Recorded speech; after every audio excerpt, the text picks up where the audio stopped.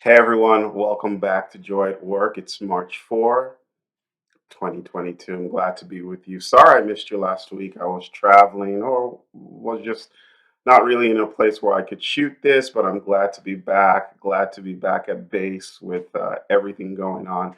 Ready to share some thoughts with you today. In hindsight, I probably should be wearing an Atlanta United jersey, given that we started the season really good last Sunday. But looking forward to Arsenal's game this Sunday. So you got the Arsenal jersey today. So I was out of pocket. I was away. I took some time off, and I've said this before. I just felt it was great to repeat this again. The importance of self care, the importance of looking after ourselves. So many of us work so much, work so hard. In this day and age, with the digital connection, it can be very difficult to disconnect. It can be very difficult to not answer that email or not hop into Slack or Teams. And each one of us has what we're comfortable with. But I just challenge you to make sure that your work habits are not born out of, just this idea that I always need to be working. If you have a background that's similar to mine, you value work ethic, you value getting things done, you value being available for people, and that's all great stuff. That's very, very important stuff.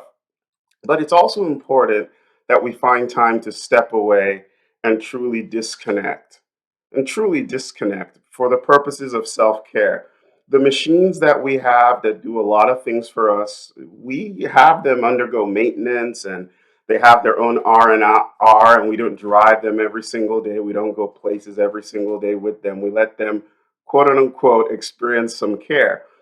How much more should we allow ourselves to experience some care in this day and age of burnout, of high periods of stress, with a lot going on in the world? It's important that we look after ourselves. And looking after ourselves can take various forms. It could be traveling to somewhere, a place, going to visit somewhere. It can even be disconnecting from the normal for a period of 24, 48 hours. Could be doing it for a week. Sometimes all you need to do is just stop paying attention to social media for a few days. And that's what you kind of need to cleanse the system. So I'm here to encourage you to look for ways to make sure you're disconnecting, you're taking care of yourself. If you don't take care of yourself, you really can't take care of others. And that's just a fact of life. Also, if you don't take care of yourself, it's very difficult to really derive meaning and joy from work. You'll find yourself irritable, you find yourself upset at the least thing, not because something is wrong around you, but just because you're not in a good place and not a good frame of mind. I appreciate all the companies that provide their employees with tools for taking care of their mental health and things like that. We just need to be thankful to them. But I want to remind you that you are ultimately responsible for how you feel. You're ultimately responsible for your health. So don't look to your employer or people you work with or your manager to, say, hey, take time, whatever. You own that. It might be uncomfortable, it might not be something you're used to, but you are responsible for you first and foremost. No one else is. You are responsible for you.